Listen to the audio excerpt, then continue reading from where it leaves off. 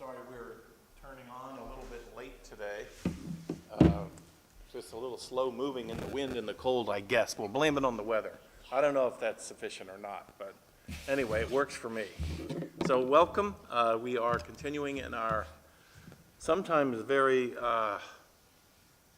feels like drudgery to slog through this continuous reading of Isaiah and trying to recapture. I was sitting here for half an hour this morning trying to read again and to get my own perspective in terms of what is this reading and what value is it to us? What does it bring to us? It brings a worldview, a very specific worldview that I'm not sure that later on Jesus himself doesn't reject that worldview.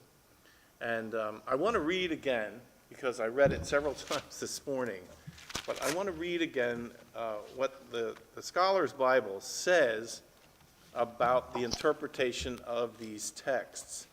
And so bear with me, if you will, and I just want to read. The book of Isaiah serves as a theological reflection on Jerusalem's experience of threat, exile, and restoration. It takes up fundamental questions of divine involvement in human history. To what extent is the Lord sovereign over Israel and Judah on the one hand, and the nations and all creation on the other? To what extent does the Lord bring both judgment and restoration to Jerusalem, Israel, and the world at large? To what extent is the Lord hidden in times of suffering? And to what extent will the Lord deliberately bring suffering on one generation to achieve divine purpose in another? More questions. To what extent does the Lord's promise of security to Jerusalem or Zion and the royal house of David hold true? To what extent should human beings respond to the Lord's intervention in the human world with faithfulness? Such questions have occupied the readers of the book of Isaiah from ancient through modern times. Jewish interpreters have looked to Isaiah to understand the time when the Lord would restore Jerusalem.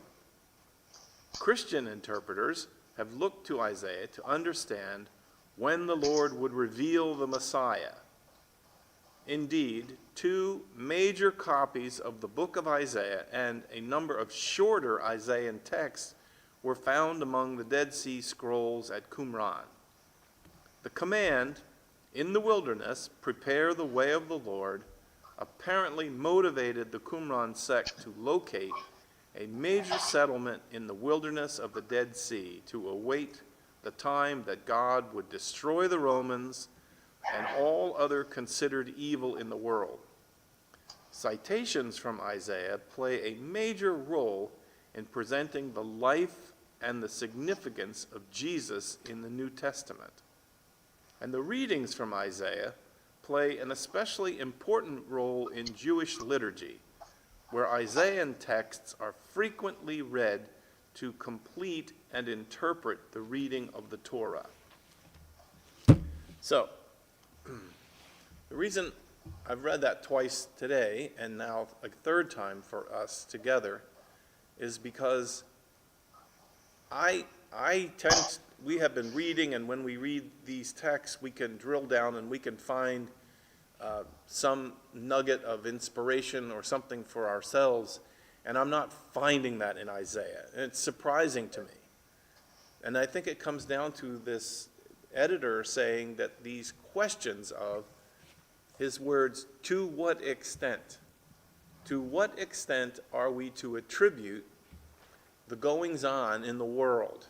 Like, are we to attribute the rise of Russia's aggression? Are we to attribute the power accumulating in China? Are we to think about the power and authority position of a country called the United States? Are we to see them somehow in some cosmic plan of God unfolding, and the phrase, to what extent? To what extent? And are we to understand, as a child we sang that song, He's got the whole world in His hands, which is really great, but I don't know, in Isaiah what that means is that God is almost like moving pieces on a chessboard. Mm-hmm. And sometimes those movements make sense, and we're going to read in the text we read today, the alliances that are formed and are broken between the northern tribes, Judah in the south, Egypt, Assyria, it's like they form these partnerships, then they dissolve them, and Isaiah comes along to offer these big theological interpretations of all of these movements. And I have to say to Isaiah, come on, I'm skeptical. I'm really skeptical that you can actually see God at work in these things, doing these things, like the list, again, that the scholar lists to say, does God cause the collapse of nations to punish? Does God reconstruct nations in order to reward and hopefully to build new faithful communities?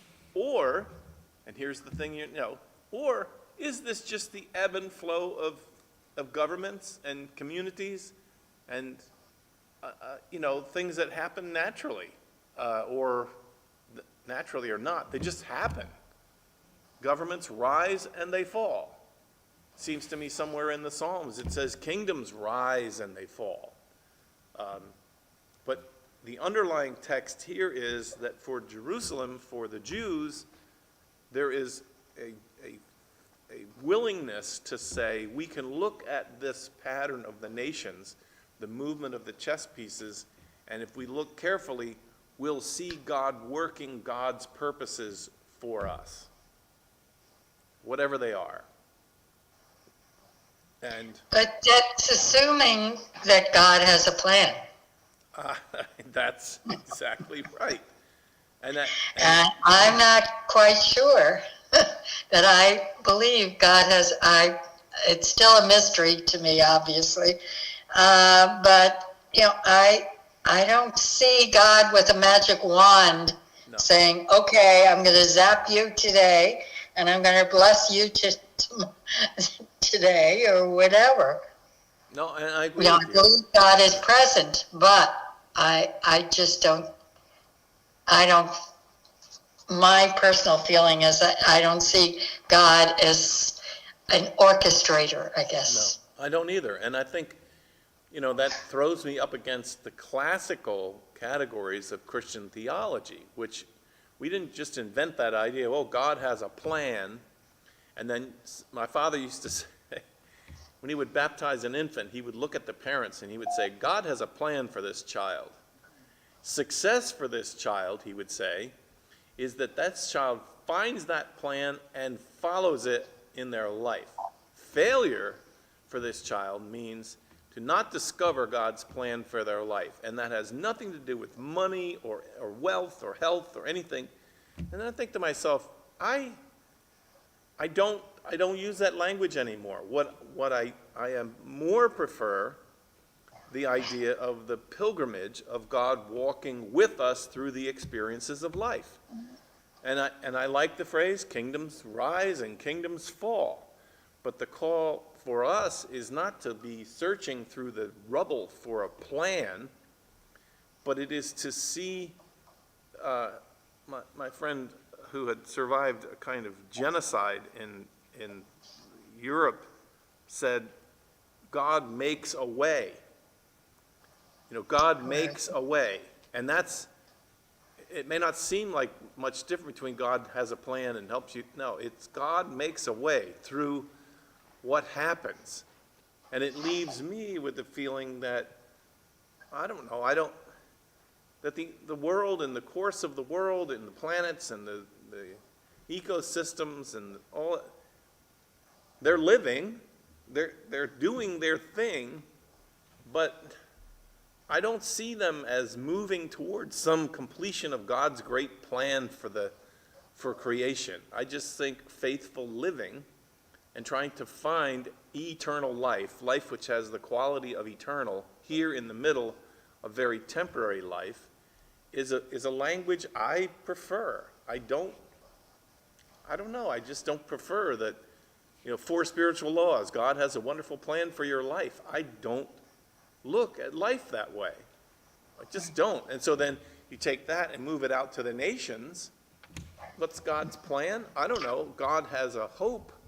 The hope is that we as human beings will relate to each other in compassionate and sharing abundance way in this world, because the model for God is abundance.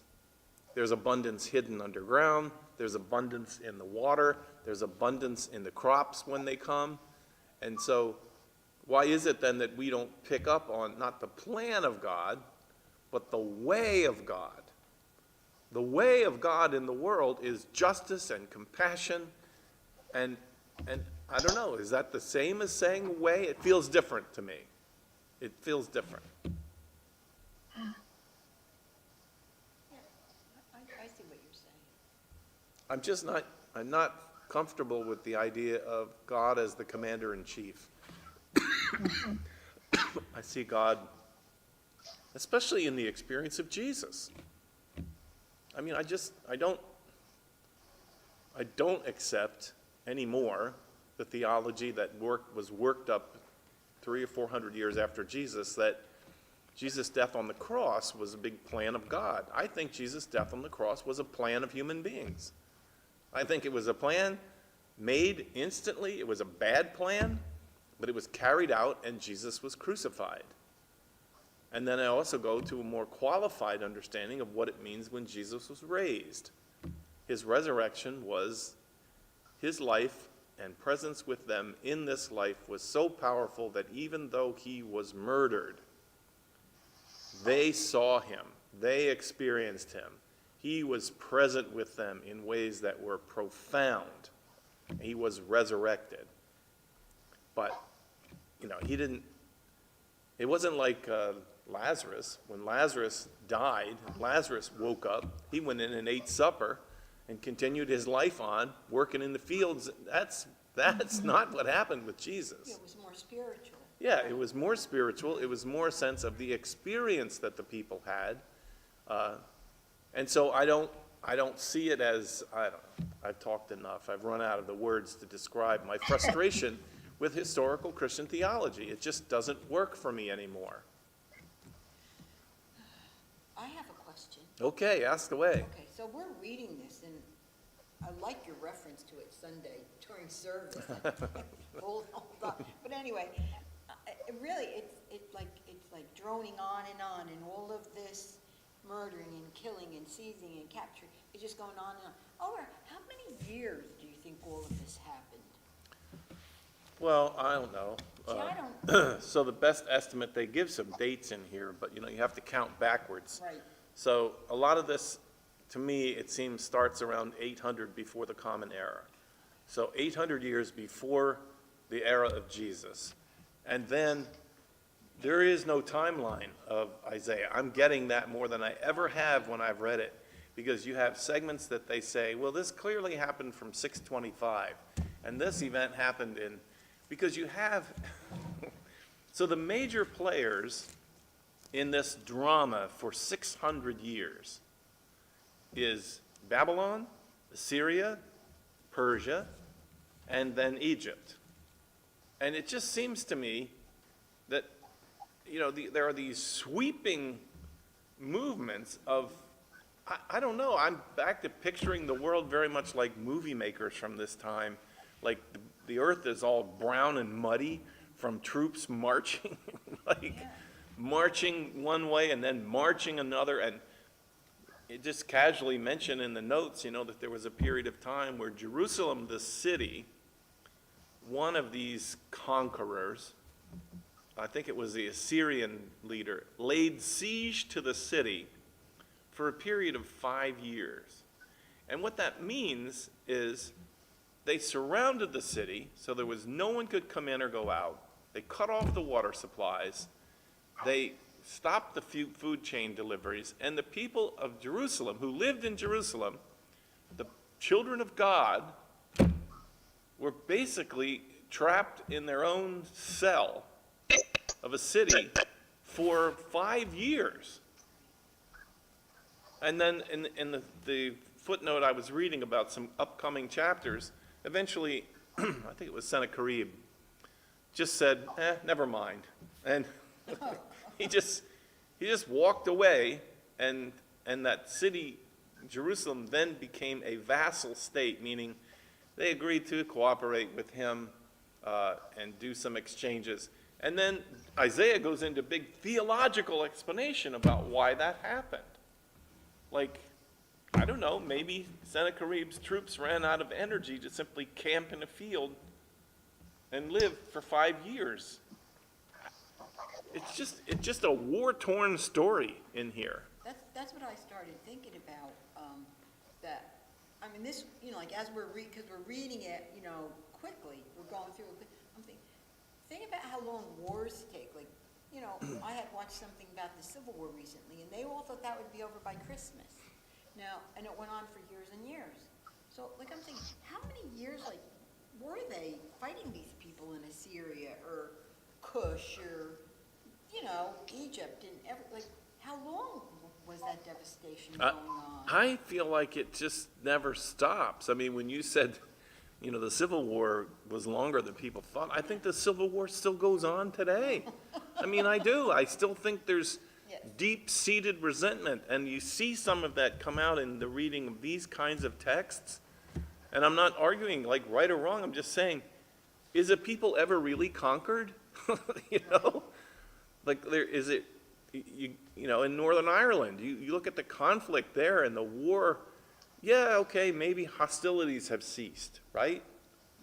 As far as formal policies of governments, but wow, this little Fertile Crescent here is just full of almost like tribal war hatreds, and then you have the noble man like Isaiah, I guess, who decides to offer an interpretation that says, "Thus saith the Lord." This is how God views what's going on. And it seems to me he hates the enemies of Israel. That is for sure. And Isaiah, it seems, what's emerging to me is he does not believe in treaties of alliance with anybody. Not anybody. Because you're going to eventually be betrayed. So I think for Isaiah, what faithfulness means is that Jerusalem, he talks a lot about Jerusalem, he seems to live in Jerusalem, that Jerusalem should depend upon God for its survival. And when Assyrians or Egyptians or whatever, political leaders will make treaties. They will say, hey, you know what? The Assyrians are looking pretty threatening. They're going to invade us.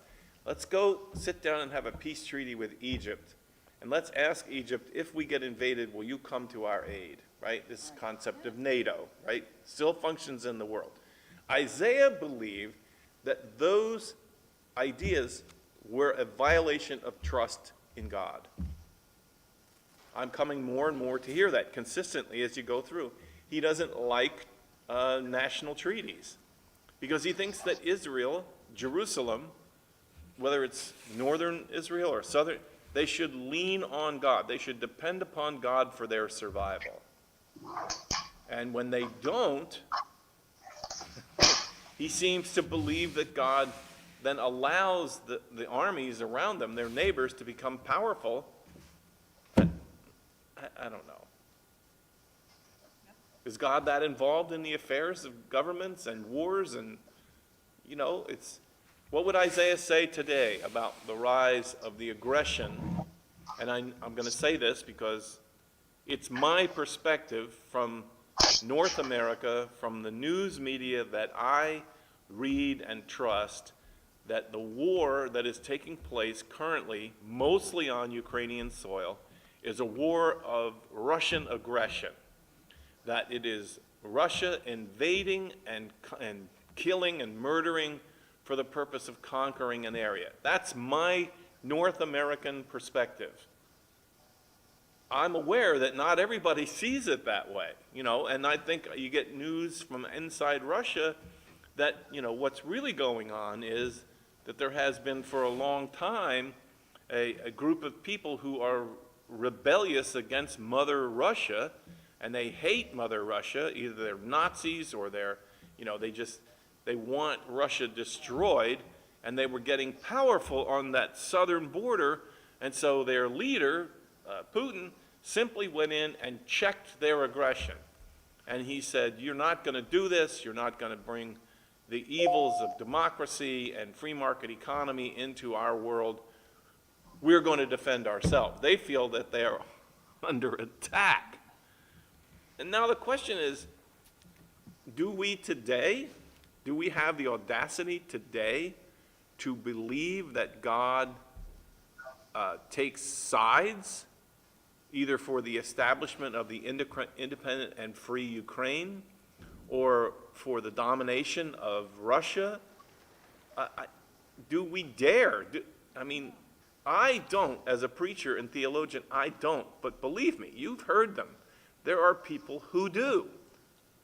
There are people who believe that, the United States and its role in international governments is the hand of God at work in the world.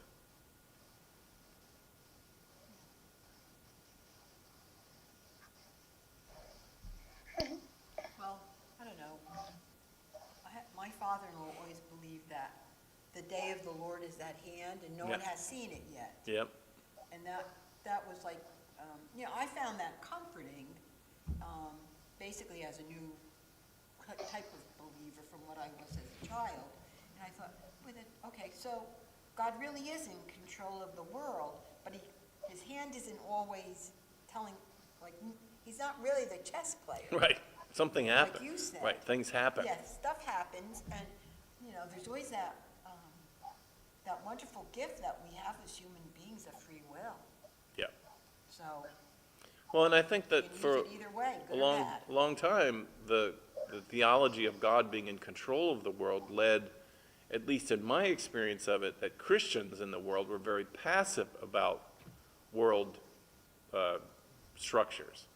Because the day of the Lord, I grew up in a congregation that longed for the day of the Lord every single Sunday. That's all we talked about, was the day that God was going to come, and that you better beware, look out, because in your individual life, you need to be living as if you're prepared for Jesus to return and to gather you up into the kingdom of heaven. You need to be aware of that. Then, there was also a sense that, there are things, I always say this of my father, the worst things got in the world, like nations, and the worse they got, the happier my father was.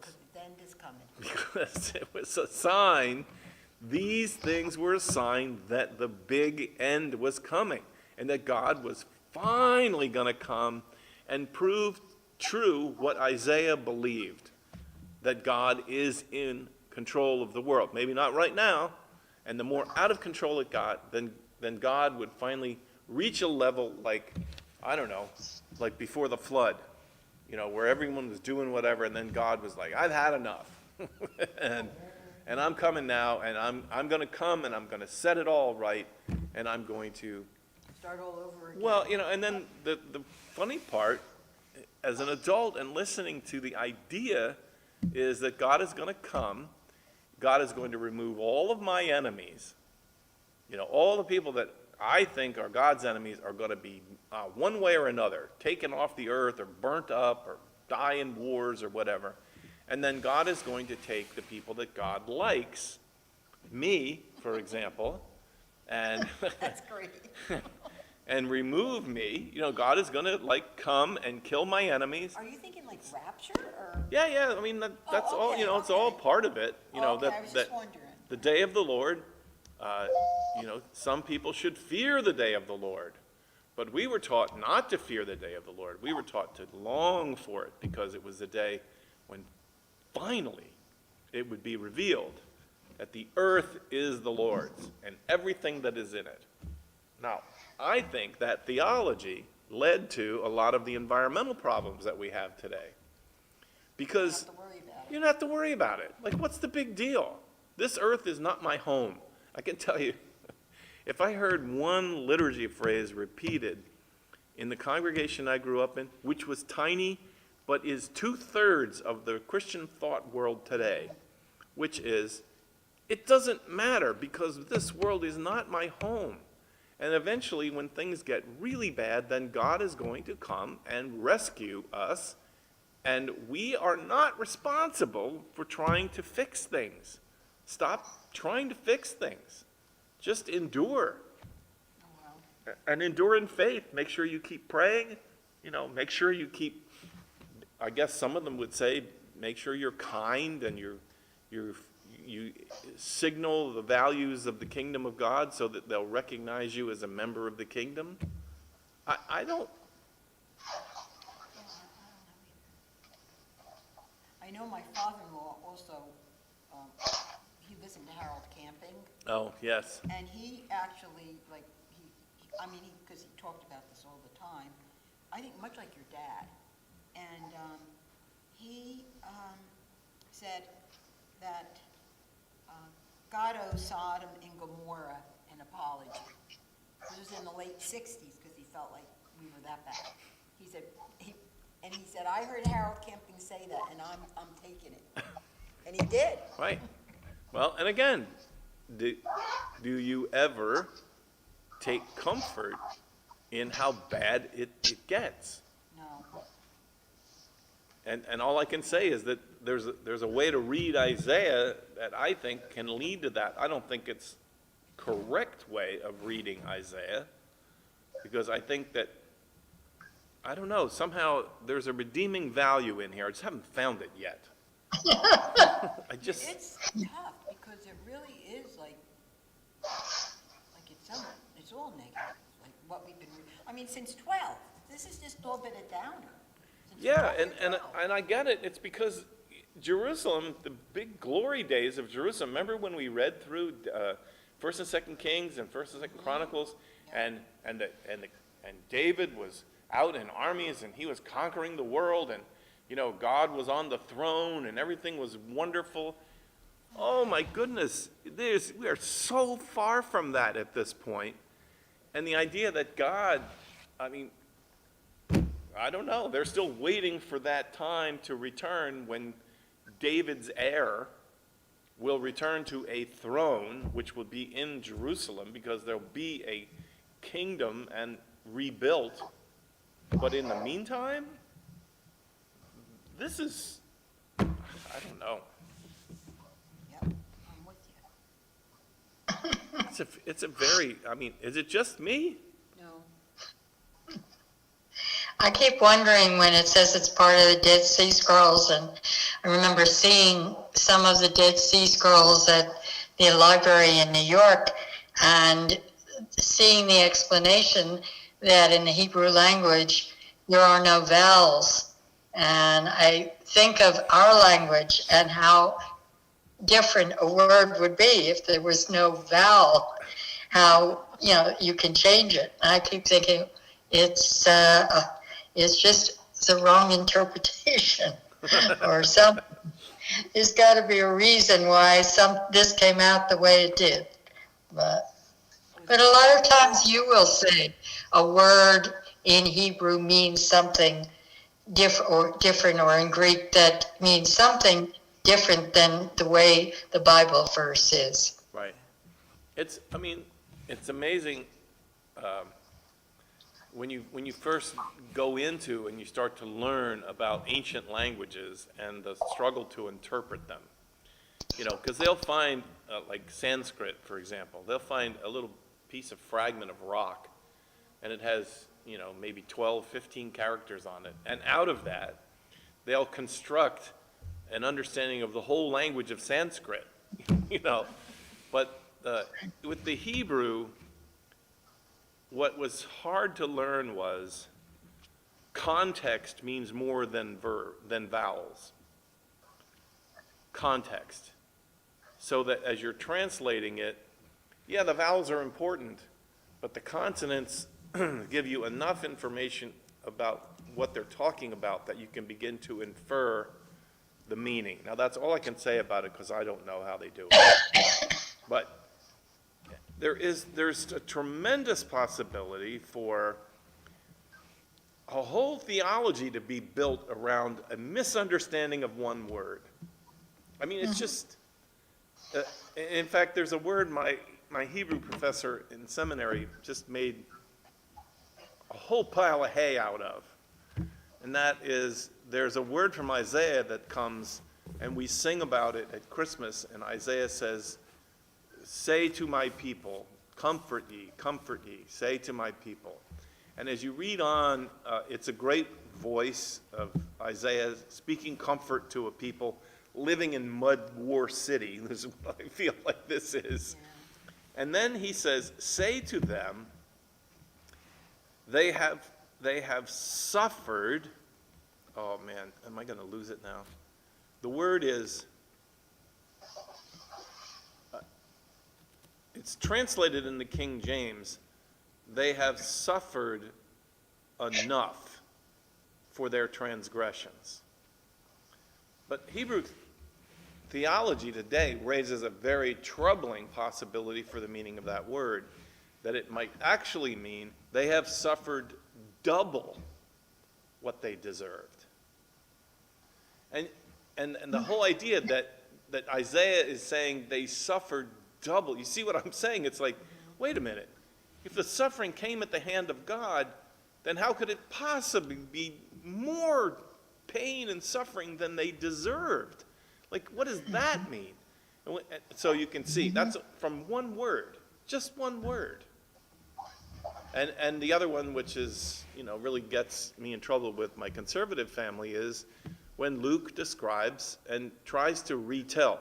A lot of what we know of Isaiah is what is quoted in the New Testament. So they would often take sentences or sections and they would say, as it says, in the book in the scrolls. And one of the places where it's really interesting is Matthew and Luke are both quoting Isaiah, because there's a place in here where the question comes up from the people, how long, O God, do we have to suffer? And the answer comes back, we've talked about this before, behold, the prophet says, a woman shall conceive and give birth to a son, and you shall call that son's name Wonderful, Emmanuel, Counselor. Well, the word in Hebrew for young woman got translated in the New Testament as virgin. And then the Catholic Church, the Christian Church, constructed out of that a whole theology of sin and the virgin birth and what sin is. And then Calvin came along and developed the doctrine of original sin, that, we are all sinners condemned to die a torturous death, and that the human race was purified through the virgin birth of Jesus. Well, what are you supposed to do with that? Like, what are you supposed to do? And then you have people who get upset when their understanding, the status quo of their understanding gets turned over. That's why people don't want to come to Bible studies, because they don't want their preconceptions to be disrupted. Sure, just like we don't want to hear about that it took the wise men years to get there. No. That's a Right, really, right. really, Or that there weren't three of them, Right. or all these other things that we learn and we don't want to. Lorna used to say that she comes to Bible study and all Pastor Lou does is wreck Christmas. That's good. Just, destroy those warm, fuzzy ideas. We love our tradition. We do. Let's read something from Isaiah, since we're mad at him that he's depressing us so much. Do you remember which one we left off with in reading? I think we're supposed to read 20. What do you think, Barbara? Yeah, Yep. that's what I have too. Okay. Who's going to read? I'll read. Okay. Sargon was the king of Assyria. He sent a military commander to Ashdod to attack that city. So So the commander attacked and captured it. Then the Lord spoke through Isaiah, son of Amos. The Lord said, take the rough cloth off your body. Take your sandals off your feet. So Isaiah obeyed the Lord. He walked around without his clothes of rough cloth and his sandals. Then the Lord said, Isaiah, my servant has walked around without his clothes of rough cloth or his sandals for 3 years. This is a sign for Egypt and Cush. The king of Assyria will defeat Egypt and Cush. Assyria will take prisoners and lead them away from their countries. The old people and the young people will be led away naked. They will go without clothes and without sandals. So the Egyptians will be shamed. People who look to Cush for help will be afraid. People who were amazed by Egypt's glory will be ashamed. Those people who live near the sea will say, we trusted those countries to help us. We ran to them so they would save us from the king of Assyria. But look at them. They have been captured. So how will we be able to escape? Right, so here, to me, this one's clear. Right. Except your translation, I think, doesn't like the bare facts. Okay. Like, he walked naked and barefoot. He had no clothes on. And then my servant Isaiah has walked naked and barefoot for 3 years. Yeah, 3. So here's Isaiah, no clothes on, walking around, and what is it supposed to signal? I guess, this is like these dramatic artists, right, who go into the city and they do big, this is a prophet.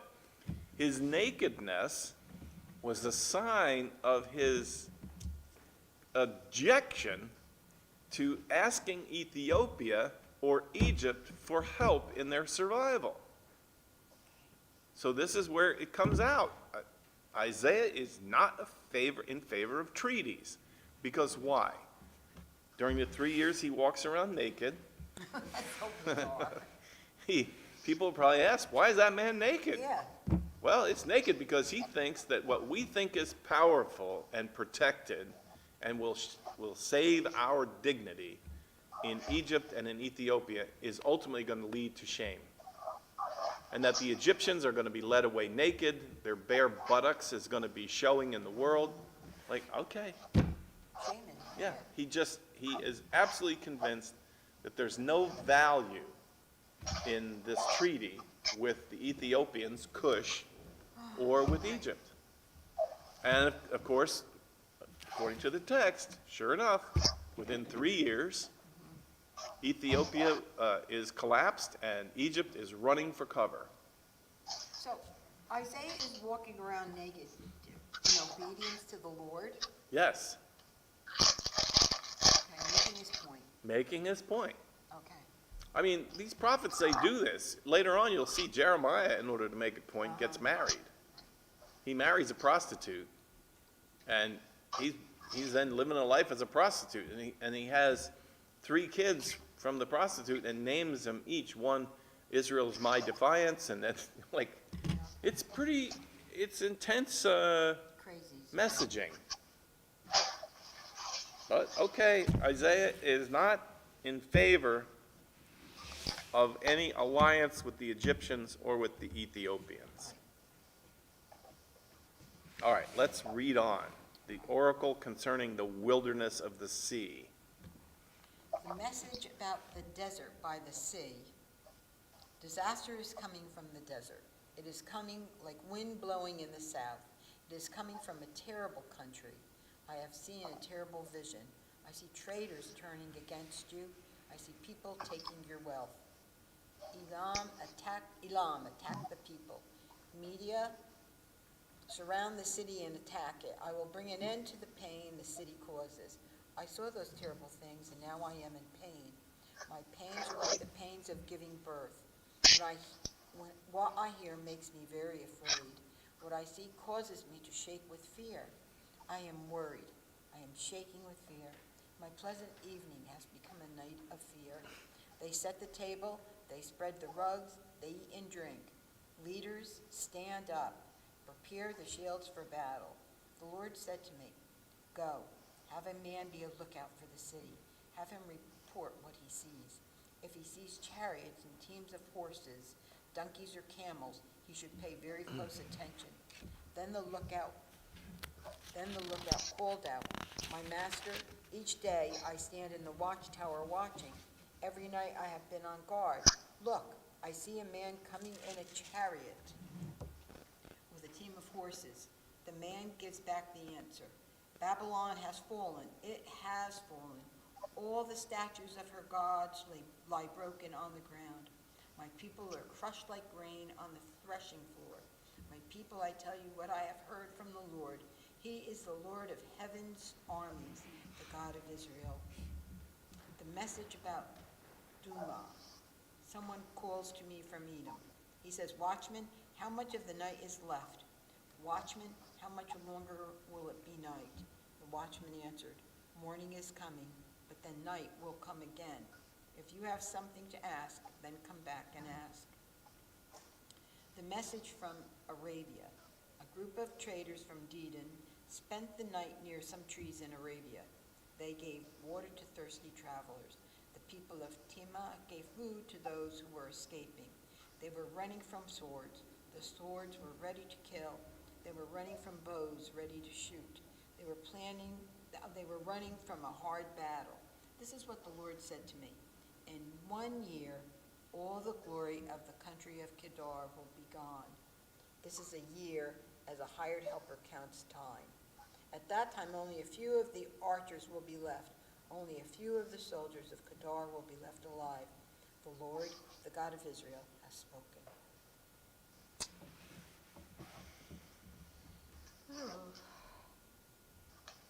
So Isaiah is seeing visions of invaders coming from the desert. That's the direction of Egypt. And is trying to, I was wondering whether this phrase about the watchtower is where the Yeah, me too. Jehovah's Witnesses. Jehovah's Witnesses talk about it, Yeah, I was going to ask that question. The watchtower. "I stand upon the watchtower, O Lord, continually by day at my post I'm stationed throughout the night." So, I mean, that would fit very much with Jehovah's Witnesses' idea about how life unfolds. You have to be, because everything around is evil and anti-God. And so you go to a watchtower and you watch because the days are coming, right? This is the guy with the sandwich board walking up and down the street in the city saying, "Behold, doom is certain. The end is coming. This is it. You need to be prepared." And so here Isaiah is giving an oracle of preparation to say, these people that live beyond the desert, they're coming. They're going to come with swords, and you need to be prepared to defend yourself. I don't know. I mean, I guess it's good to have. And that's Babylon. That's what my Bible says. Your desert by the sea says probably Babylon. Yeah, and that's This is Arabia. yeah. And the prediction for Babylon in here is the wilderness of the sea. I think this is predicting the fall of Babylon, Right. that Babylon is going to collapse. Yeah, fallen is fallen, Babylon, and all the right. images of her gods lie shattered on the ground. Again, here the point of Isaiah is, so they were conquered. It's hard to keep it straight. First the Assyrians, major conquests, little conquests, but then major conquests. And then people intermarried with other people. They had different ideas about God that are assimilated from these conquests. And of course, the prophet is always calling them back to the pure religion, calling them back to the pure faith. But only if you're pure. Yeah, that's right. You gotta, Right. or did you remain pure under Right, conquest?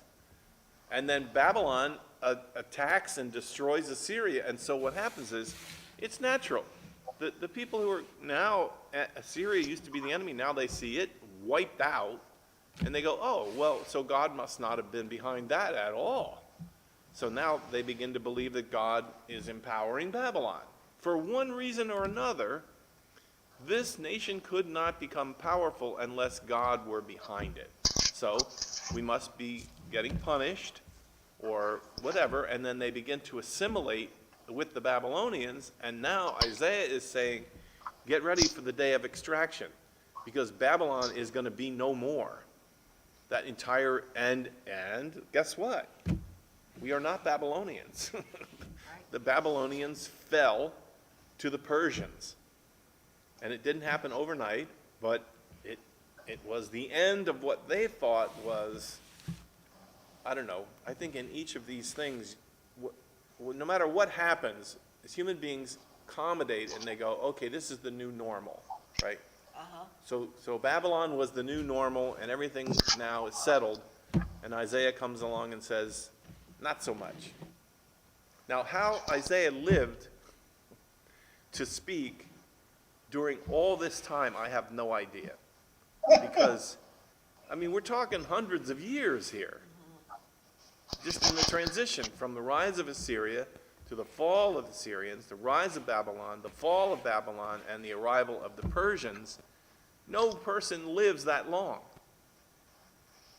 So, of course, the footnote is that they carried these texts of Isaiah, and they edited, they added to it, so that Isaiah was not so much a person as it was, I don't know, it's a collection of writings.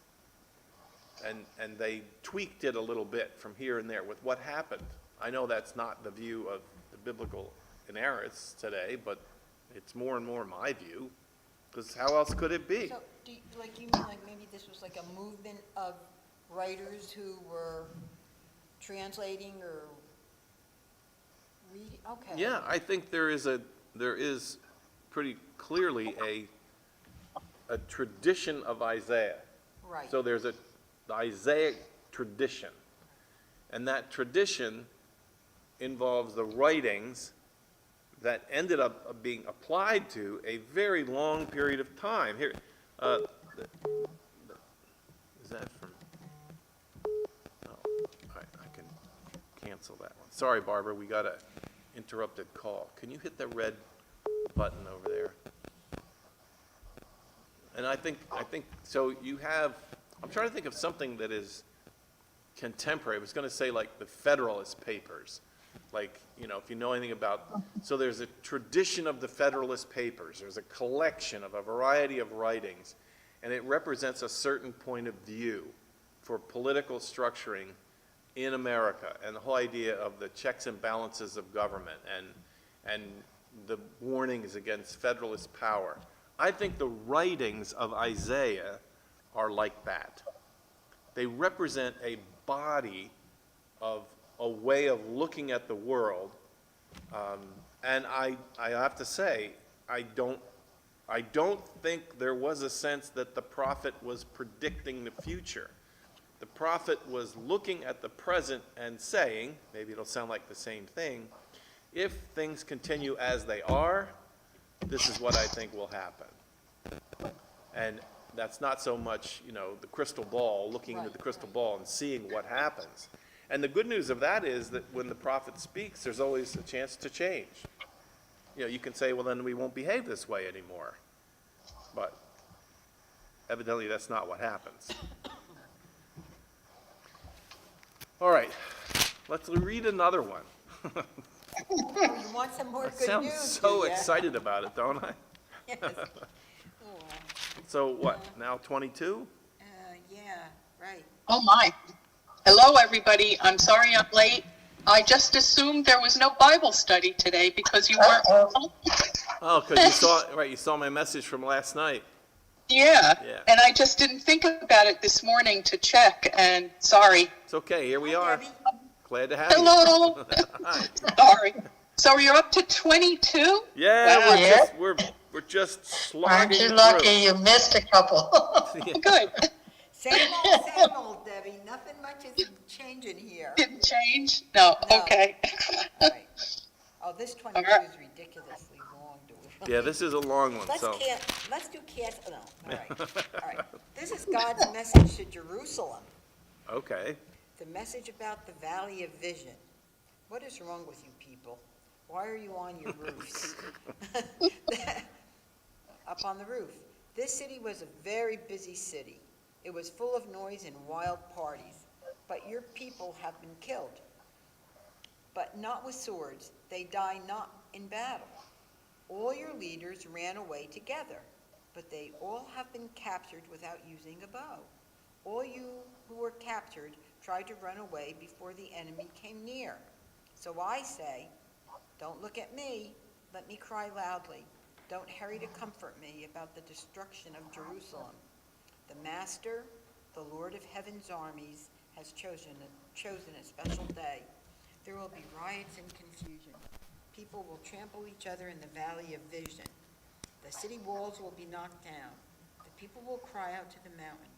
The soldiers from Elam will take their bags of arrows. Men in chariots and on horses will attack. Kir will prepare their shields. Your nicest valleys will be filled with chariots. Horsemen will be ordered to guard the gates of the city. The walls protecting Judah will fall.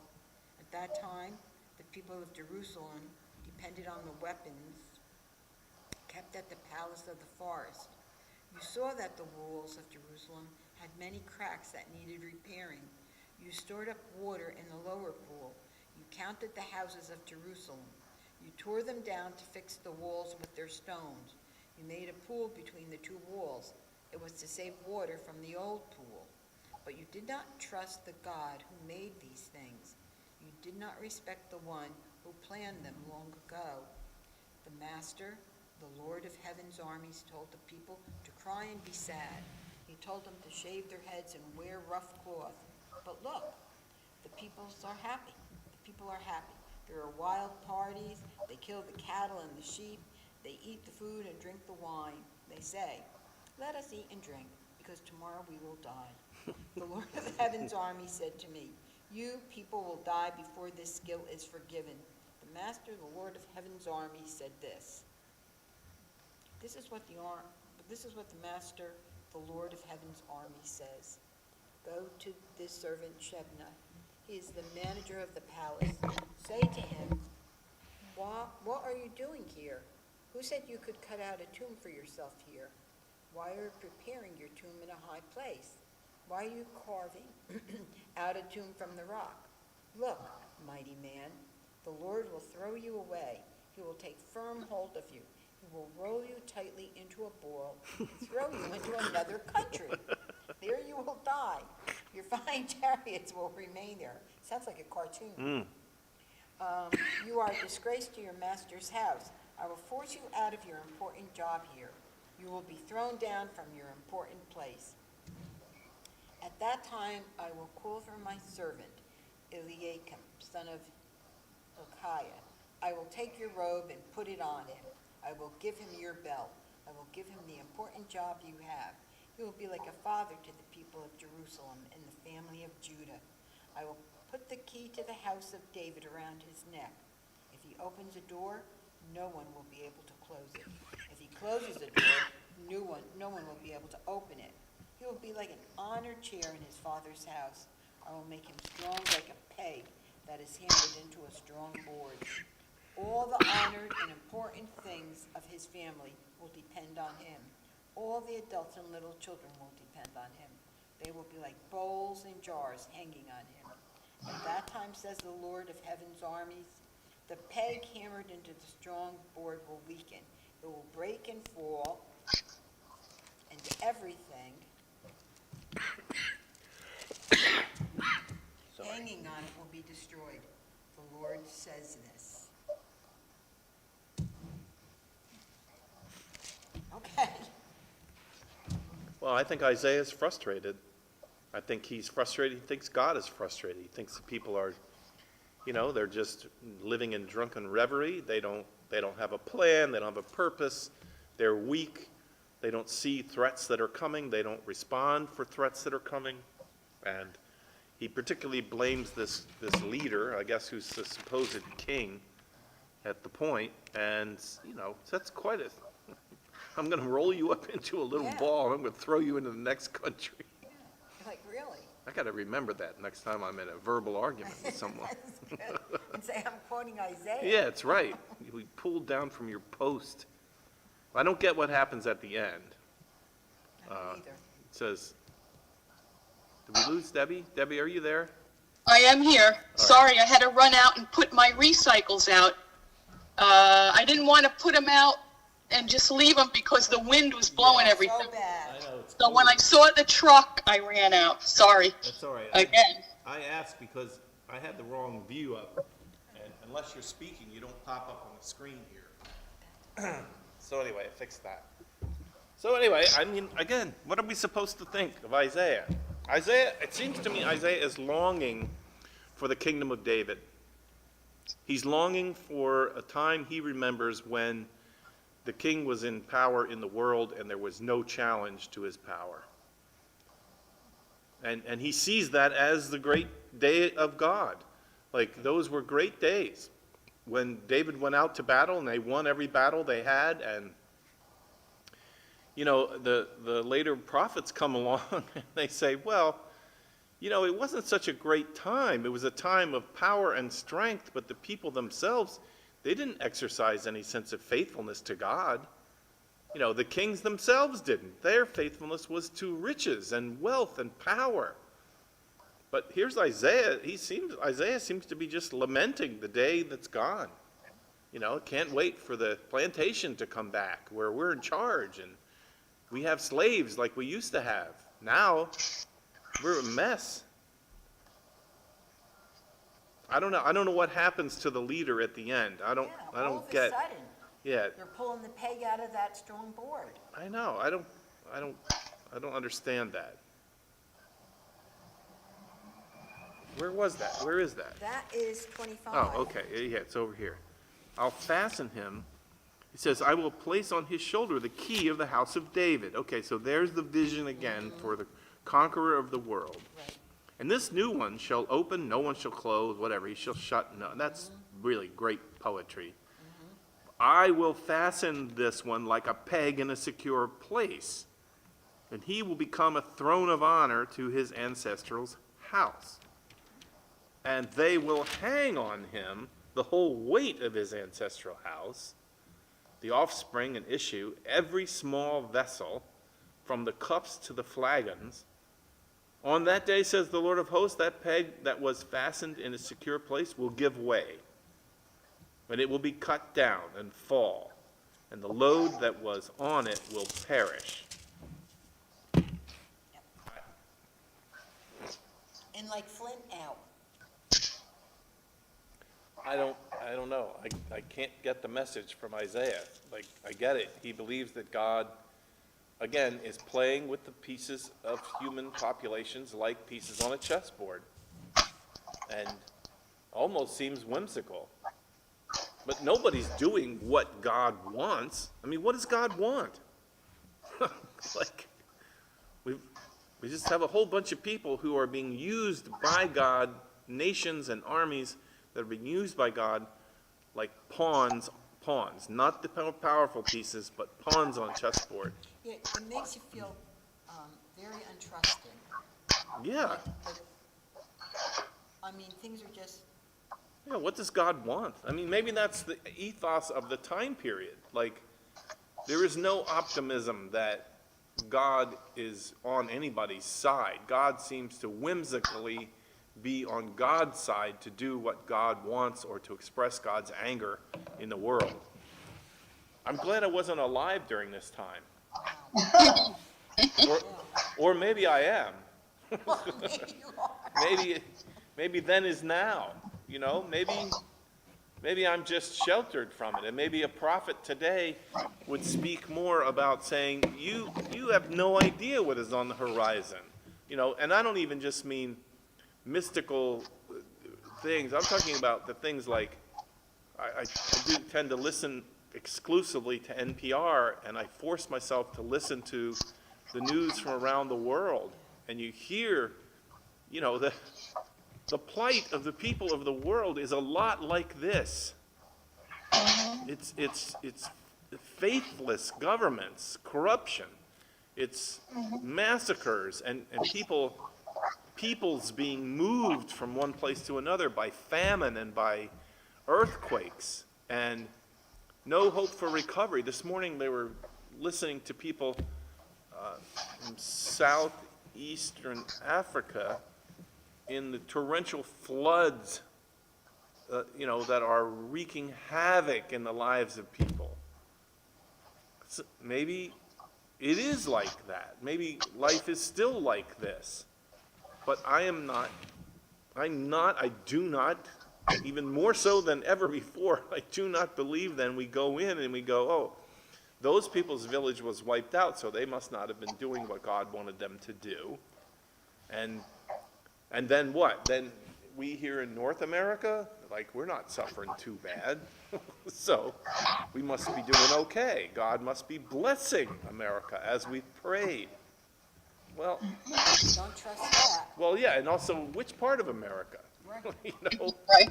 Which America are you talking about? The America of my world, I realize, is a minority, a small minority of how most Americans are experiencing life and God and the consequences of the world we live in. The other thing that I heard yesterday, which I was thinking about, good old Isaiah, is that the environmentalists and even the engineering environmentalists and across the board among science have given up. That was the phrase they've used. They've given up. They think it's too late to ring the bell of global warming, to try to turn the tide of what we've done. And they've given up. And there are people in these fields who are living daily in a kind of Isaiah-like depression, who are saying that, nobody listened when the warning bells were ringing, and there's nothing that can stop it now. You get very much of the kind of ethos of Isaiah here. Watch to the east, because there's a dust storm coming from the east, and it is going to blow, and it's going to knock you into the next century. And so I know there are exceptions. There are certainly people who are fighting against that depression and that sense of fatality of the future, but it's very strong right now among people who have been trying to raise a voice about, loss of the protection, the dome of protection that lies over us, and the production of carbon. We're poisoning ourselves. And there's no real will. It's not just a lack of knowledge, it's a lack of will. To be willing to say, we see this as a pathway to destruction, but we don't believe it. It won't happen in my lifetime. Not my problem. That's right. That's right. That's exactly it. And so part of what they're talking about is that among people who are younger, 18 to 25, they don't feel that way. They don't feel like it's not my problem. They feel like these things are going to come in 50 years, and they're going to be living with the consequences of us who are all dead and dead and gone, and they'll be living with the consequences of it, and there's no solution to it. So how's that for a word of Isaiah for today? It fits right in there. Yeah. Some more, this is comfort. Right? Well, yeah, and so the question is, where's God? Can we count on God, like systemically? Can we count on God to do something? I always remember Walt Worrell, we'd get to these discussions. He would, in the Bible study, he would say, what is God doing after all? What does God do? What is God doing? God is helping us somehow or other to do God's work, but are we doing it? Yeah, and I think Isaiah would say, look, don't start feeling sorry for yourselves. You have to be faithful during these trying times. You have to continue to be faithful and continue to live as people who see the reign of God coming and live into the reign of God in spite of what you see around you. And that was his message to their time of conquest in Babylon and in Assyria, and that the postlude that was the end of the service of those young men singing, hold on. Just hold on. Just keep your eye on the plow, live your life according to faith, and hold on. You cannot give up. You may not give up and that becomes then the voice of God into the world, where Isaiah says, if you make a treaty with Assyria, you've given up. You aren't holding on anymore. For a while, I went through a period of my own life where I used to look a lot at our national budget, and I looked at the amount of money we were spending on weapons and in defense, like it staggers the mind of the world. And I think to myself, how can we claim we are a people of faith? we don't live by faith. We live by might. Yeah. We live by power. And that's how we live. That's how we survive. And we believe in it, and we're going to continue to believe in it, and we're going to continue to equip ourselves to see to it that our power is larger than anybody else's power, and that's how we know that our way of life will be sustained. And I think that's the kind of thing that Isaiah looks at and says, you're full of crap. You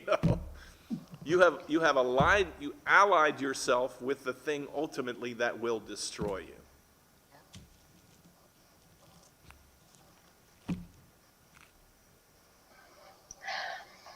So there's that bumper sticker that says, I can't wait for the day when government militaries have to have bake sales to raise money for their weapons. Oh, God, that's great. and schools are fully funded. Have you seen that? No, but I like Yeah. it. Can't wait for the day That's a good one. I like when the it. U.S. military has to have bake sales to raise money for their weapons of our defense. But Wait, it's just one of the, the truth in it is just so amazing. Like, where do we put our money? And what is important? yeah, and I don't even, I get it. Okay, Isaiah, great. You can walk naked through the town 3 years. for 3 years and make your claim that, the pathway of these other enticing thoughts or governments are just doomed. But I just don't know then what does God expect from us in terms of how to live our lives today? What are we supposed to do about the gathering doom? Are we supposed to be, people walking around naked, continuing to tell the story of the destruction? Or, again, like the tradition of the Pentecostals and evangelicals, is just say, there were those people that during Harold Camping's time, you go out to the mountain and just go up the top of the mountain on a predicted day and just look at the stars and wait, wait for the right comet to come by and, the Hale bop, and everything is going to change. A cataclysmic change that's going to come. Yep, Meanwhile, here we are. it's just, How many years later, still waiting? yep, Hale bop was just an asteroid, Yeah. and Harold Camping is dead. It's like, Oh, yes. No, we can't read anymore. well, I know. Yeah, it might. Enough is enough. I think this is just an enigma. On the one hand, it sounds, some of the words of Isaiah sound promising and wonderful and revelatory, and then others sound so full of doom and gloom. You don't know what to make of it. And you start to wonder, did Isaiah really have some kind of connection to God that we don't? And if so, is God confused, or is it Isaiah that's confused? Because I'm confused. I don't know. Yeah, that's powerful. Well, to me, that was very helpful what you just said, because I feel that same, dual thing happening. Like I love that Isaiah is very confident that he's got some sort of a hotline to God who's able to speak in the worst of times and to offer some meaning in the worst of times. That's a powerful thing. To be able to stand up and offer some words of meaning. I don't know that much about it. I wish I knew more. But during the 400 years of slavery in the United States, the African slaves who heard the gospel and they heard Isaiah, the passages of Isaiah became very important to the survival of the people when they heard Isaiah saying, "Look around, you will see the signs of the destruction of your oppressors." The signs are all over that their domination of your life is an abomination to God, and that the time will come when the chariot will come down from heaven and it will exonerate you, because this is not the way of God. Even though those people who enslave you go to church and they speak of God and they do all that, that is all false. And so, I mean, it's always been, for me, in the tradition of faith, it was connected somehow to the charismatic church, because my dad's church and the tradition of my father's faith and family was basically poor. They were the poor people. And the poor people's gospel was always different than the rich people's gospel. The rich people's gospel was they prayed for God to continue to keep their lives the same. It was a status quo prayer. The poor people's gospel was always a prayer of, "Come, Lord Jesus, now, and turn this world upside down. Demonstrate to the world that we are poor, but we are not the rejected of God. And that, in fact, you, O God, see us, you care about us, your Spirit is with us. Bring on the day of the Lord. Bring on the day when the upside-down kingdom that Jesus talked about will be a reality. And that which is low will be brought high, and that which is high will be brought down." And that's where people go to Isaiah to quote Isaiah. Right. They want to quote Isaiah in those passages. But I think Isaiah is a warmonger just like King David was. He sees war is the way that God accomplishes God's will in the world. And is that the God we follow? Is that the same God that Jesus followed? I don't know. I think that was Isaiah. Yeah, or maybe a few Isaiahs. Uh-huh. Yeah, or Right. absolutely. Like a movement, right, Yeah. Debbie? It's just a tradition, Yeah. a tradition of Isaiah Right. that goes into the world and has a certain worldview and sees the world a certain way, and then predicts that oppressive governments or drinking and reveling governments or cultures will fall. They will be doomed. You cannot live as if the only thing that matters is tomorrow we die. So let's just enjoy today. However, I really do. I say this about myself. I think that's a prevailing philosophy of the world in which we live. I think it is. It's just, get what you can out of today. And mostly I hear that through commercials. I think about, the commercials on television. They sing the sirens of this pattern that says, "Eat, drink, and be merry," because today's all you got, and tomorrow it could all be gone. And this passage that we just read, Isaiah says, yeah, keep that up, and tomorrow it will all be gone. Like, just go right ahead. Just keep living that way, because that's the sure promise that tomorrow it will end. Where's the hand of God in that? I don't know. So either Isaiah or the conquerors, there's a good guy, there's good guys and bad guys. Yep. Yeah. Yeah, And where's the theology of all are God's children yeah, well, until Jesus comes along? Yep. so I love that you ask that. I don't say I accept it, but Isaiah's view that we are all God's children is proven that God can use the Babylonians to punish the Israelis. You see what I mean? Like, other religions say, well, Asherah, God is the God of us, our God. But the monotheists in the Hebrew history said, oh, no, no, no, no. Our God is our God, but our God is your God too. And Whether you want it right, or not. and Isaiah proves it. Isaiah proves it. Cyrus proves it when Cyrus comes up out of Persia and is the hand of God, in the world.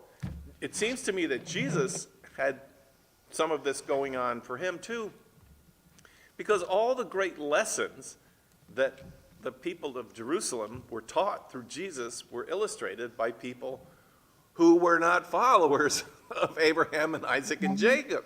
They were all outsiders. They were all thought to be people of other gods. And yet, lo and behold, the woman at the well, not the woman at the well, but the woman that Jesus talks to, who is seeking help for her daughter, she's not a Hebrew. And the Good Samaritan, all these people. So I think underlying it here, you have to watch for it, but I think there is an understanding that the world is God's. I don't say that God controls the world, but that the world is God's. It belongs to God. And all the people of the world belong to God. And then you take Jesus' profound proclamation that God loves the world. And then somehow all of this, raising and destroying, it seems to me like it's just a very violent family. Like, this is going to hurt me, war is going to hurt you. Like, Right. that old logic. Right. All right, maybe we can hang it up here for today, right? You gotta eat and drink, because tomorrow we will That's die. right. All right. We'll leave it at that. All right. All right, so I'm going to shut off the live stream. I'll say goodbye to those of you who waited through this with us. Again, if you have comments or questions, please put them in the bottom part of the dialogue of the YouTube channel, and it comes to me, and then we can include your comments, questions, and thoughts in our next conversation.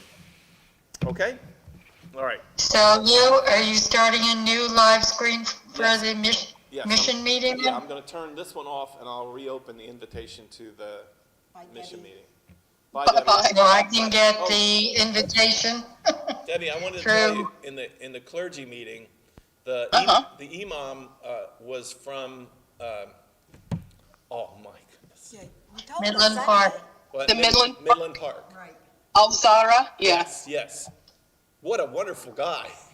He's neat, yep. Yeah, I know his wife. He's really, really, it's laying out such an open invitation to Friday night prayers. Okay. He's just saying Yeah. he would hope that everybody would find, a pathway of faith and come and share. The community is ready to have people come and be a part of that Friday night prayers. And Nathan Busker, who's the pastor at Reformed Church, he's gone. In fact, he's gone enough times that they know him. So anyway, it was really nice. We had a great conversation. Good, yeah. I'm glad. Yeah. Anyway. All right, so I'm going to close this Zoom out, and then Barbara, I'll open the other meeting, okay? Okay, as long as you invite me. Yeah. Well, you got an invitation, didn't you? Well, I have Tafazda's, so I can, Tafazda's, yeah, Yeah. I can get it through her. All right. Okay. No,